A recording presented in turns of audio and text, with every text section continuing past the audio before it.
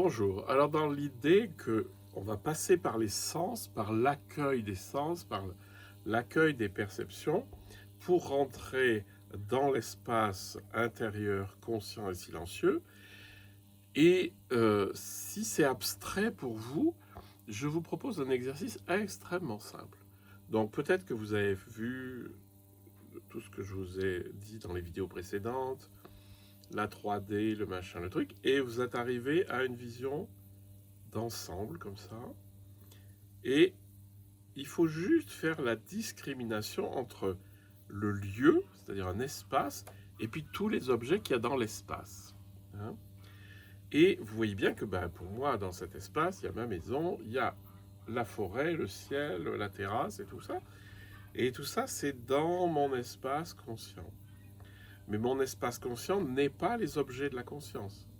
Hein. Distinguer entre les objets de la conscience et la conscience, c'est un peu le nœud qui permet de passer de la contemplation de la réalité à la contemplation de la conscience intérieure, silencieuse, etc., de la conscience.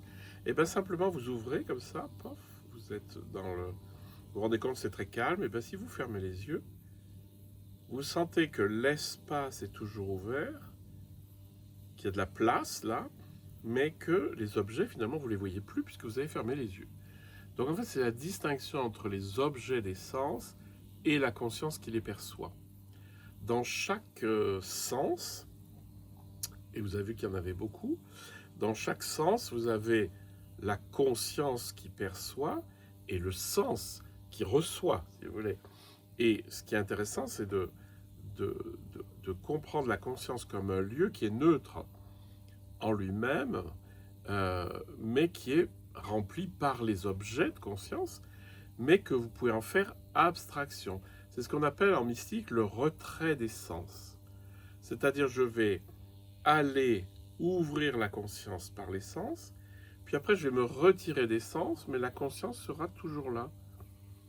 C'est-à-dire que l'espace est toujours là, mais il est vide et il est infiniment plus grand, ça vous en rendrez compte. Et figurez-vous que Eckhart au XIVe siècle l'a dit. Il a dit, lorsque ma conscience s'est répandue dans les 5 sens, même beaucoup plus, et qu'elle revient en moi, attends, ça c'est l'histoire du retrait, elle possède une force qui l'unifie, qui fait qu'il n'y a plus une conscience sensorielle, visuelle, une conscience auditive, etc. Il y a une conscience tout court qui n'a pas d'objet a priori.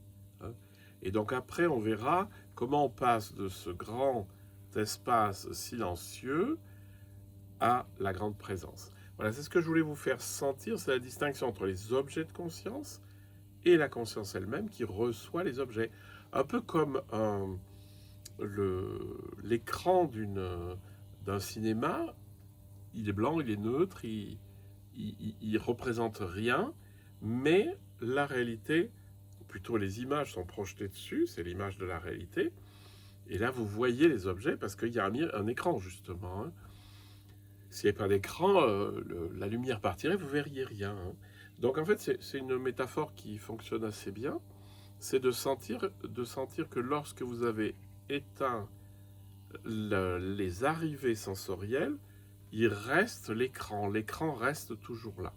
Et c'est cet écran qui convient de sentir, puisque c'est ça, la conscience, c'est ça qui va nous faire rentrer plus loin. Profitez bien.